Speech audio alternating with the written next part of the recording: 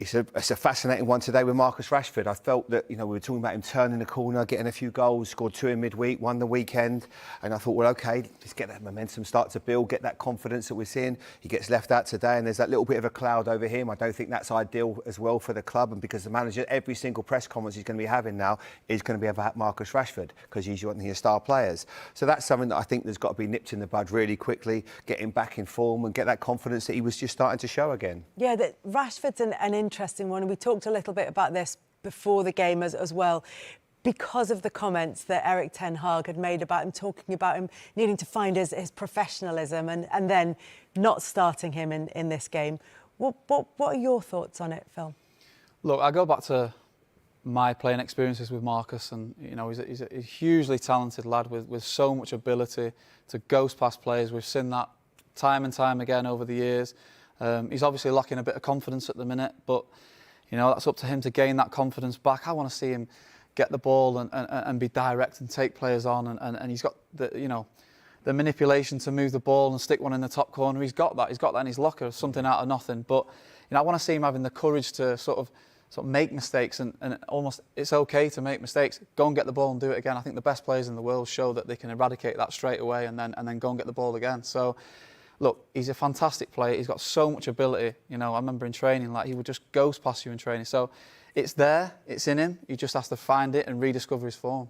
14 shots 14 touches rather when he came on, but no shots, Jamie. And this from a player who'd got back to scoring, having had a drought since March, had scored 3 goals in a week, but didn't start the game. Does that contribute to the difficulty in maybe getting up to pace with the game when you're coming on as a sub? Yeah, I think so, Kelly. But I can only imagine when he woke up to those headlines, it probably wasn't enjoyable for him. He's probably going, well, why is the manager bringing that up? I have to be honest, I read initially that it was almost like we've figured it out, and this is why maybe Marcus wasn't doing as well last year, because he wasn't living his life the way that a professional athlete should. But obviously it's been taken slightly differently because he gets left out today. So I don't know what's happened this week. It might come out, it might not. Ten Hag said rotation in the pre-match. Yeah, I know. He can say Kelly. He played 63 minutes, I think, in midweek. Got 2 goals. You don't take a player that's got 2 goals.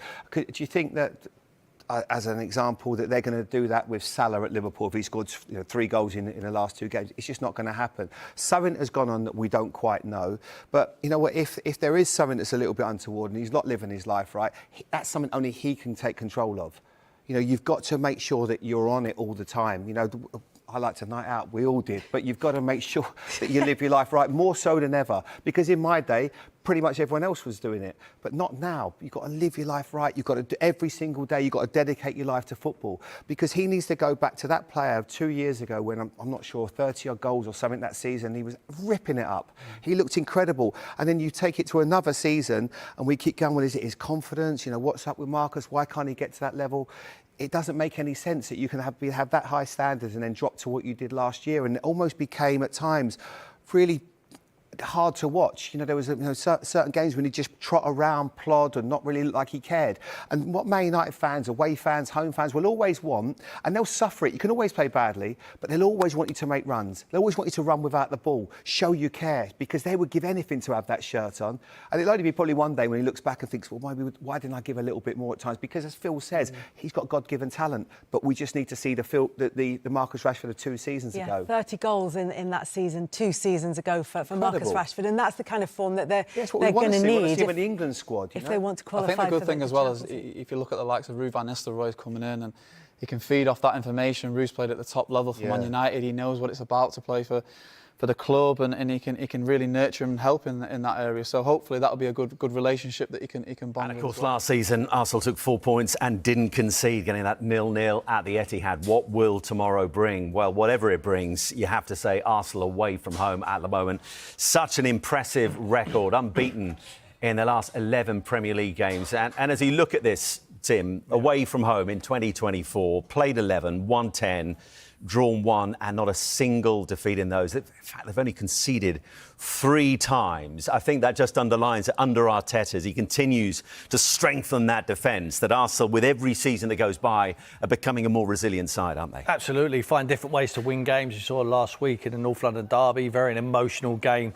Tottenham started very well, I felt. Couldn't open them up. I was at the game and just looking, when you're actually there, you see how comfortable they'll look just defending their box. I think the best back five in the Premier League, without doubt. And with Declan Rice in there, he's back from suspension. He gives them solidity, responsibility in the midfield area. The only thing is that obviously without Odegaard, who will still be out missing with injury, they struggle to create at the moment. I think if Did we see that against Atalanta midweek, where, I mean, the shackles were on. They didn't get to grips with that man marking. But with Odegaard not there, in terms of possession and giving the ball away cheaply at times, his absence was pretty obvious, wasn't it? I think so. I think obviously Declan can drive from them areas if you let him go and play as an 8. But then who are you going to have sitting in front and protecting? So if you're going away to Man City, you'd rather protect your goal. But I believe if they're going to win the Premier League, they have to take maximum points away at places like Man City. Didn't do that last year. They got a draw. It cost them in the end. They can't rely on other teams going and taking points off City. They'd have to go and do it themselves. But when you haven't got your best two players like last week, like Odegaard and Declan Rice, obviously Saka's in there with being their best players as well, you need to go and take maximum points in a North London derby, and I thought they all stood up and did that brilliantly. So it's on them tomorrow, but for me, I think they're going to have to open up. They're going to have to find a space, but Odegaard's a huge miss. You know, the likes of Havertz is missing him, Saka's missing him, because when they make the runs, he finds them with that pass in between the lines, you know, so... difficult scenario, and how he's going to take it, Arteta, and approach this game will be interesting to see, because what's it may your be a hunch set on piece how he again. approaches it? I think he goes exactly like he did last week. Yeah. You know, try and be solid, especially Last week or last season? last week. Yeah. Last week, pretty similar to last season. Away as to well. Tottenham, yeah. I think on the face of it, you look here, away at Man City, a draw is a good result, but.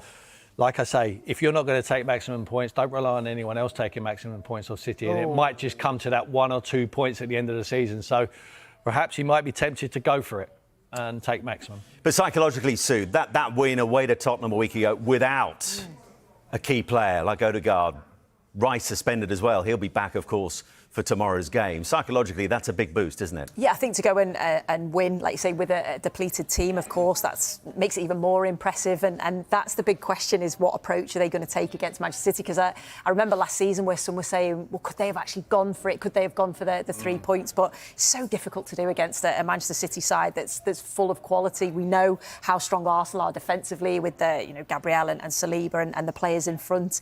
So you just think the game's going to be won on small margins, like it was against Tottenham. So you think a set piece comes, you know how key they are and how strong they are at set pieces. So they just looked, like Tim said, so well drilled, so structured, so organised. And then when a set piece come, you knew that the delivery was going to be good. And you know, it's a great header, isn't it? Tottenham will be very disappointed. Tim's very disappointed just watching that again. But yeah, that's the thing. They highlighted it as maybe a weakness of Tottenham's, and they know that it's a strength of theirs. But really strong header from Gabriel. And he's made building, Boydie, that defence an absolute priority. They've only conceded 1 goal so far this season. I think that's their joint best defensive start in any top division season. I was reading a column by Jamie Carragher this week, and he was talking about that partnership of Gabriel and Saliba, and he says if they stay together, if they stay at the club, this could be a partnership that ends up being on a level with those famous partnerships that we saw between John Terry and Carvalho at Chelsea, Nemanja Vidic and Rio Ferdinand at United. Could they be that good? Are they that kind of level potentially? Yeah, I mean, I think the big thing on that would be Arsenal need to start winning for them to be in that category. Trophy cabinet. Yeah, 100%. I mean, filled like, again. You look at players, and there's, I think, in terms of that partnership, and you go back through even Arsenal over the years as well.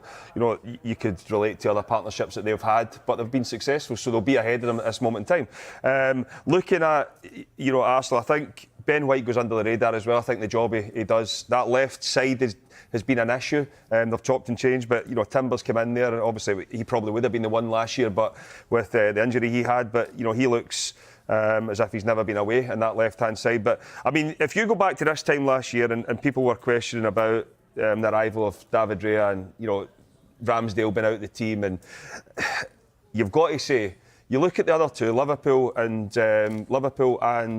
not so much maybe Liverpool, but Man City, they had a problem with the goalkeeping area, and the managers made that decision that they were going to change them and go and get. And there have been two pivotal players in the success that both of those clubs have had. David Raya is in that bracket now. I mean, you speak about Gabriel and Saliba and the solidity they've got there, but David Raya is key to that as well. They've got full confidence in him now. At the start, there was questions, there was pressure. You know, Ramsdale had done so well, he had made saves. Mikel Arteta knew exactly what he was doing here, and this is the real deal in nets now. And that double save by Raya midweek in the Champions League was absolutely incredible. Right, let's get some predictions from the guys ahead of tomorrow's second part of Super Sunday. I kind of think I know where you're going, Tim, on this one because of what you said already. You're going for a draw. I'm not going for a draw. You're not? No. I think City will win. I think it'll be 1-0. I just think that it might not be Haaland. I think you're occupied Gabriel and Saliba, and I think it might be a Jack Grealish, you know, come to the party and score, you know, one of the 10s where he occupies the space just behind him. So for me, I'm just going to say Man City 1-0. Sue, what are you going for? I am going for a draw. I'm going for a 0-0. That's yeah. two draws, yeah, but an exciting 0-0. So make sure you do tune into it. Well rescued. Boydie. I'm going to tune in for that 0-0. It'll be a real exciting one, end to end. I'm going to say 1-0 Arsenal.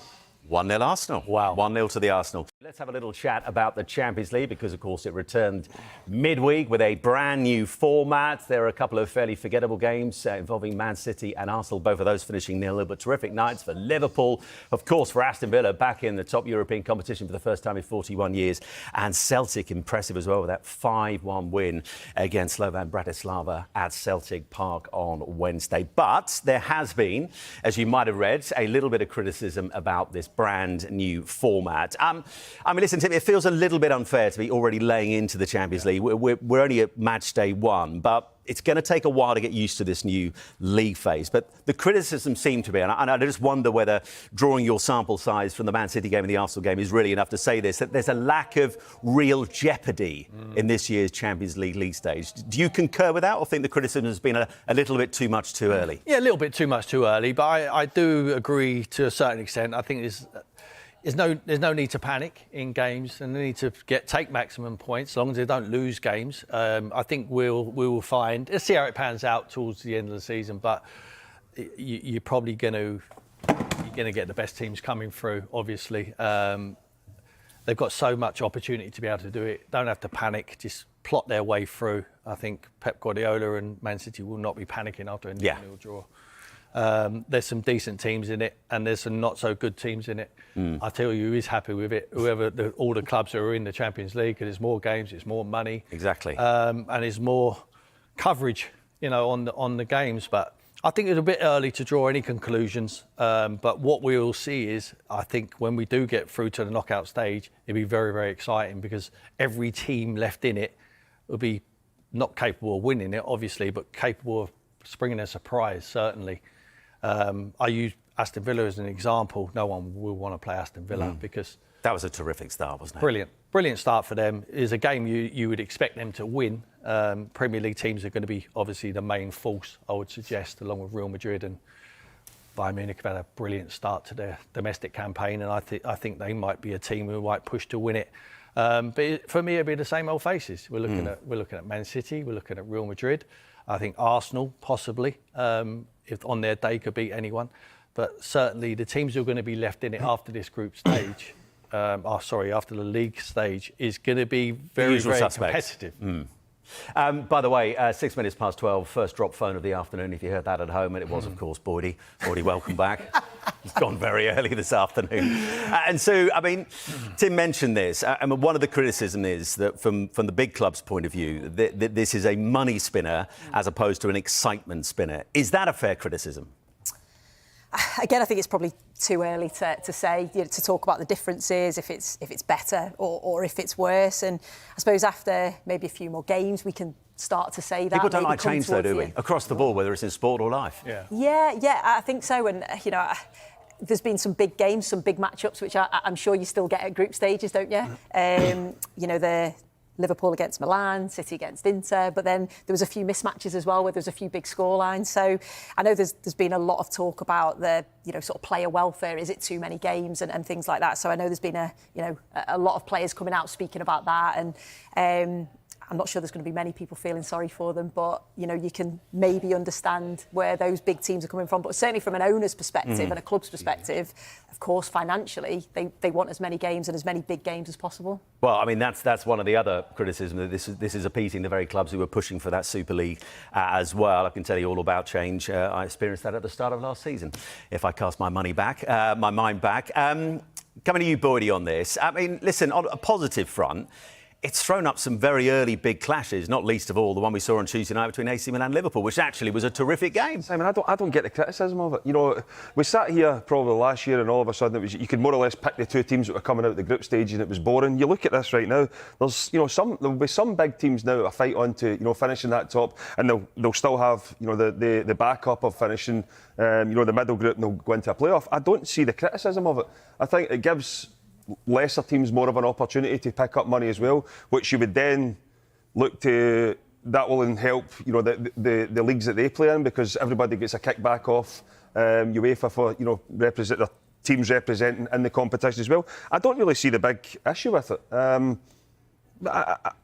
thought, the difficult part was actually having it Tuesday, Wednesday, Thursday, rather than just a Tuesday and a Wednesday last week. But I don't see any issue with it, and I'm looking forward to the competition, because I think it was getting to the stage where the old four teams in the group was, as I said, you could more or less say they're going to go through. Yeah. They'll play in the last 16, and then that's it. You look forward to the competition. I mean, how many times have we said it? The competition starts now. February time when they all came back. I don't mind this format, because there is some big teams that are going to have to get results straight away. Echo what you say there, Boydie. Every group you could normally nearly pick the top two. Every single group you think it's got to be one of them, and then there might be surprise. Here there could quite easily be surprises, and I think it gives a lot more teams more opportunities of getting out of this 9 group stage, as you could say. And just a final thought on this, because inevitably, because of those extra games they're going to be in this league phase of the Champions League season, it's thrown up the annual debate about the amount of games that players are playing across the season. Rodri's been very outspoken about this. I thought it was interesting yesterday that Pep Guardiola kind of said this is a player issue, not a club issue, because when you look at it, you can understand it from the players' point of view, but it's the clubs who are pushing for more games. You look at Tottenham at Newcastle. Remember the end of last season? We left here on that Sunday. A couple of days later, they're both flying out to Australia to play a friendly. Yeah. That's the clubs pushing for this. So in terms of how this is sorted out, the clubs have a big responsibility. They have a huge responsibility, Simon, and I agree with that. I can see both sides of it, because we all know the hierarchy at every football club. What's their main aim? To be success. How does that bring success? Generating more money, so then we can put that money into the squads. From a player's point of view, you're going, we just feel as though we're getting used, and we're having to play more and more games, and you're hearing big players come out and talk about the overload and the tiredness and fatigue. You only get tired if you're doing well in competitions. If you're not playing many games, it means you're out in the Carabao Cup, the price out of in the success FA Cup. stores, isn't it? Exactly, Simon, and we all wanted success. I know you've mentioned Rodri there, but there's not many big players, at the elite level. I know Rodri's probably going against what I'm about to say here, but the elite level, you don't really see many of them coming out and moaning about it, because they base their career on success, winning trophies, going into the latter stages of competitions, whether that's Champions League, whether that's World Cups, whether it's European Championships, whether it's Copa America. That's what happens. If you are an elite footballer, you're going to go deep into competitions. I think it will. Messi doesn't moan about winning stuff. The momentum will come, though. I think we've heard it. We heard Alisson, we've heard Rodri. Yeah. There will be more and more players coming out. We see Pep Guardiola saying it's not about the owners, not about the managers, it's about the players. It's up to them now. Maresca said exactly the same thing in his press conference as well yesterday. This will gain momentum.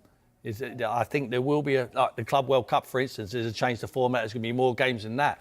Look, if I was a player, the more games means you're more successful. So I'd be happy with that situation. Tim, that's why we've got big squads now. Have you noticed it's the bigger players, the world-class players that are coming out? And they're wheeling them out. Because they're playing international football as well. They're playing international, but these players are the people who are influential, the big players. If you hear a lower Premier League player come out and saying it's not going to make any difference. So the higher UEFA and FIFA, they'll decide what happens. Yeah, but they're obviously fronting this. It's obviously they haven't just come out and said I'm going to front this media and I'm going to put it out there. There must be other people in the changing room speaking about it. Surely there isn't just one person. Yeah. Have you ever played with a player that sits in and moans about the amount of games he's playing? You want to play games of football? Of course you do. Of course you do. Yeah, and I think, in truth, as Randy, I'm not sure UEFA or FIFA will really care what Rodri or anyone else has to say.